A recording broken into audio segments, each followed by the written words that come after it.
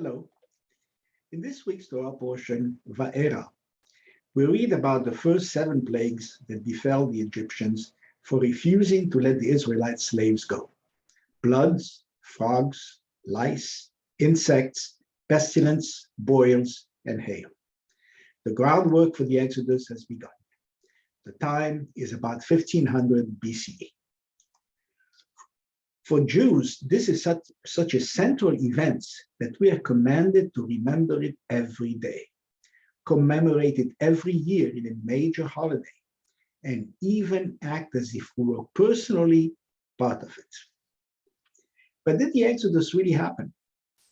Most secular scholars say no. There's no archaeological evidence for it.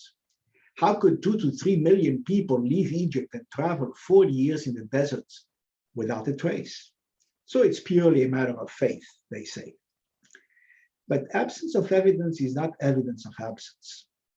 Besides, we do have hints, indirect evidence.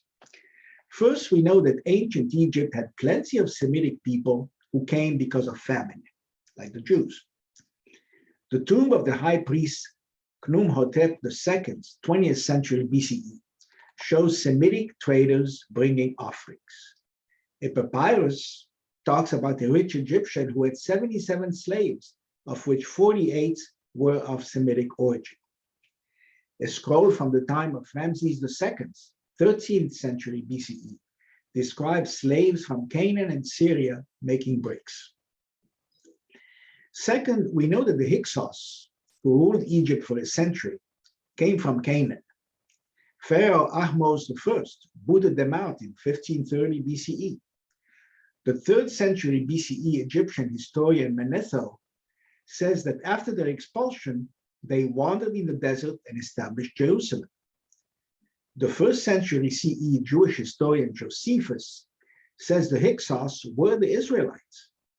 However, the Hyksos were expelled as rulers, not slaves, but perhaps they were enslaved first.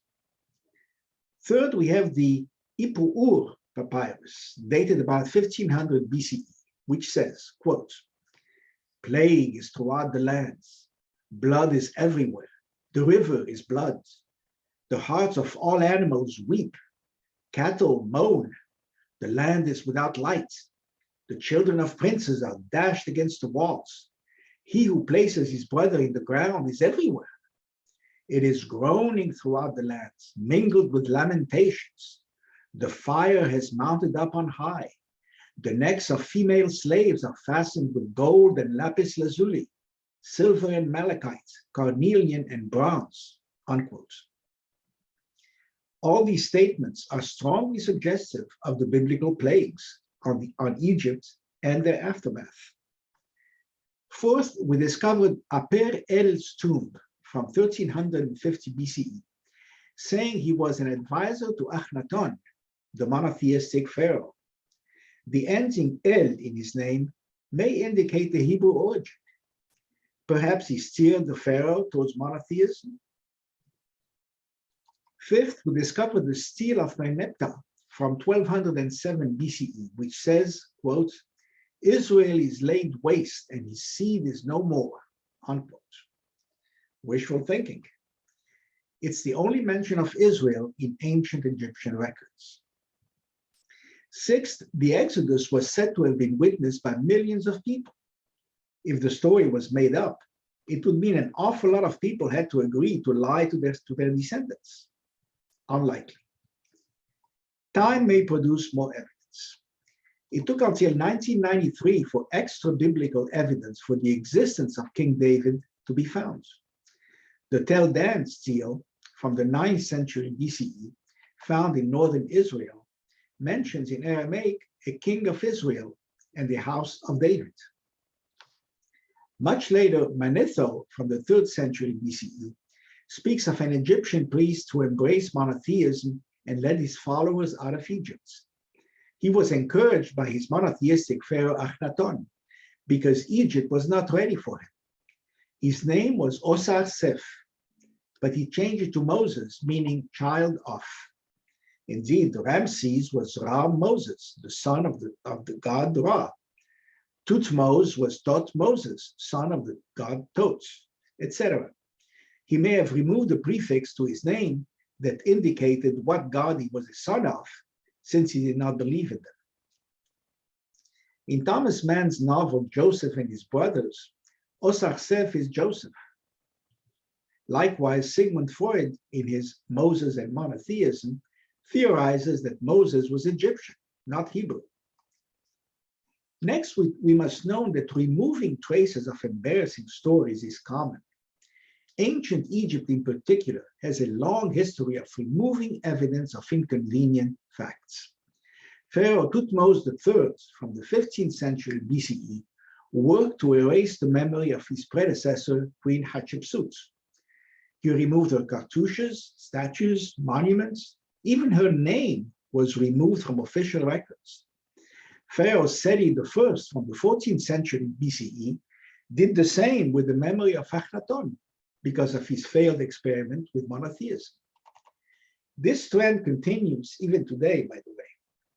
Modern Egypt hides the predominant role that the Jews it expelled in building the country, as well as their harassment and dispossession. I am one of these Jews. Modern Muslims try to erase evidence of the Jewish past on Temple Mounts. Turkey refuses to acknowledge it carried out the genocide of the Armenians. Anti-Semites the world over promote the fiction that the Holocaust is a myth. The Jews have an opposite view. They expose all flaws, warts, and inconvenient facts. Why would they invent a story about having been slaves? Most people prefer to connect their origins to royalty or nobility. Many thinkers accept the Exodus, but explain the miracles as natural phenomena. Take, for example, Immanuel Velikovsky. He was a Russian-born American psychiatrist, Jewish and Zionist. In middle age, he became interested in whether biblical events, such as the Exodus from Egypt, were due to natural phenomena rather than divine intervention. He wondered whether the unusual motions of planets, comets, stars, etc., caused these biblical events.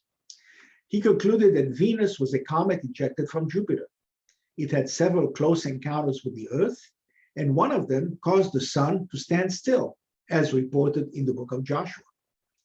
In another encounter, its tail sprayed a red pigment on the Nile, causing the plague of bloods, and insects that caused the plagues of lice, boils, and locusts. His theories were very well received by the general public. He wrote such huge bestsellers as Worlds in Collision in 1950, Ages in Chaos in 1952, Earth in Upheaval in 1955, etc.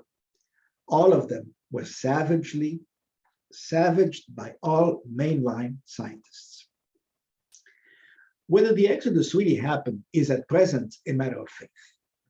Parables were frequent in olden days and not always identified as such. All that mattered was the morals, the teachings they inspired. And we should not, as some have tried to do, excise ritual and biblical history and keep only ethical teachings either. Ritual commandments preserve Judaism, and ethical commandments make Judaism worth preserving. Both are needed. Shabbat Shalom.